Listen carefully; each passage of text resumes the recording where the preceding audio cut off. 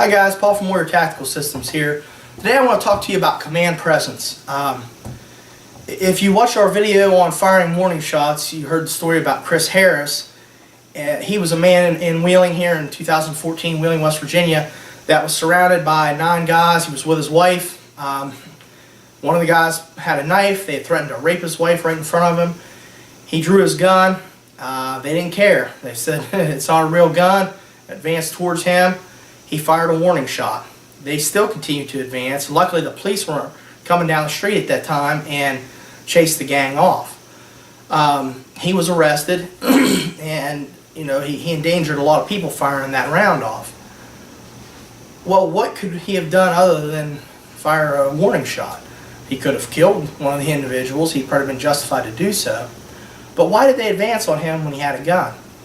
Part of that is this command presence. It's never the weapon, it's the person holding the weapon, behind the weapon, that makes a difference. And it doesn't matter if it's a 6'8" linebacker or a 4'9" granny. It's the determination in their eyes, the attitude that they bring to that weapon that makes it the real threat. Okay, so I want to give you an example of kind of what to do, what not to do, so we can see some of the elements of this. So if someone were in my home at night, or I had to pull a gun on someone for some justified reason, okay, I want you to see this simulation here. So, all right, stay back. Don't come any closer. I don't want to shoot you. Stay back. Okay. All right. So what was going on there? Was that very convincing? Did you feel threatened? Most people in my classes say no when we do that. And I always ask, what are the reasons? What about what I was doing made you feel like I really wasn't going to use the gun? Well, one is I didn't have the gun pointed at you. I had it pointed at the ground. My body language, I was stepping back. I seemed scared and passive with the gun pointed down. My voice didn't seem very determined. I was saying I don't want to shoot you, and I just wasn't convincing at all that I'm a threat to you. Okay, so that kind of situation is what would encourage someone to take action against you. They don't see you as a threat, so now they're going to come and take your gun.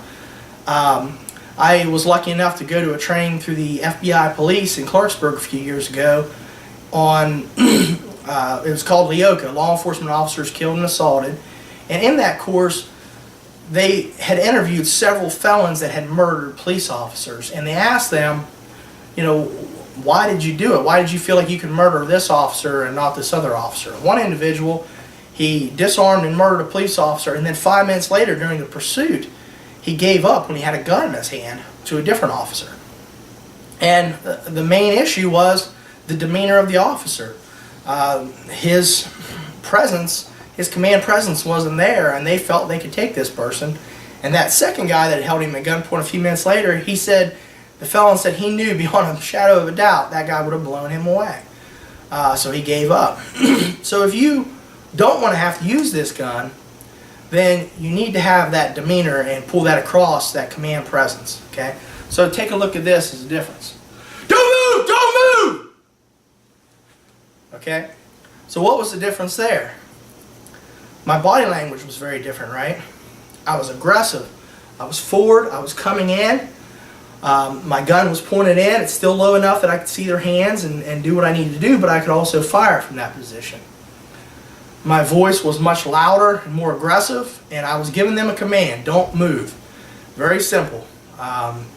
We're not going to debate it. We're not going to have a conversation about it. That is a command of what I need them to do for them to stay alive.